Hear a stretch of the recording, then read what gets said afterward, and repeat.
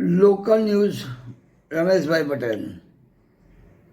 ગુજરાતના ગૃહપ્રધાન શ્રી હર્ષભાઈ સંઘવીના સપોર્ટથી અને હર્ષભાઈ સંઘવીના સાથ અને સહકારથી ગુજરાતની પોલીસ અસામાજિક તત્વોને ઝડપથી પકડી લેવા માટે અને ઝડપથી કાયદો અને વ્યવસ્થા જાળવવા માટે આબેહૂબ આજે એક દાખલો સુરત શહેરની અંદર રાદેલમાં એક વેપારીનું અપહરણ કરીને જબરજસ્તીથી યુએસડીટી ટ્રાન્સફર કરાવી અને રોકડ રકમને લૂંટ કરવા મામલે એસઓજી પોલીસ દ્વારા મુખ્ય આરોપી શ્રી વસીમ સહિત અન્ય 2 આરોપીને પણ ધરપકડ કરી અને પકડી લીધા હતા.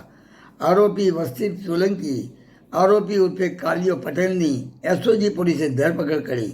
ત્રણેય આરોપીઓને એસઓજી પોલીસ દ્વારા રાદેલ વિસ્તારમાં વરઘોડો કાઢ્યો, જાણે લગ્નનો વરઘોડો હોય એવી રીતે વરઘોડો કાઢી અને એ લોકોના શરમથી માથા નીચે ઝુકાવી અને એમની શાન ઠેકાણે લાવ્યા.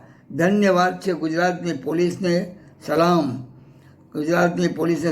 અસામાજિક તત્વો બિલકુલ ચેતી જાય કે હવે પહેલાં જેવી દાદાગીરી તમારે બિલકુલ ચાલવાની નથી. કોઈ પણ જાતનો લૂંટનો મામલો હોય, ચોરીનો મામલો હોય, પોલીસ તમને સક્રિય ઝડપી લેશે. માટે સાવધાન અસામાજિક તત્વો. ધન્યવાદ ગુજરાતની પોલીસને. આવો જુઓ એ વરઘોડાનું એક દ્રશ્ય.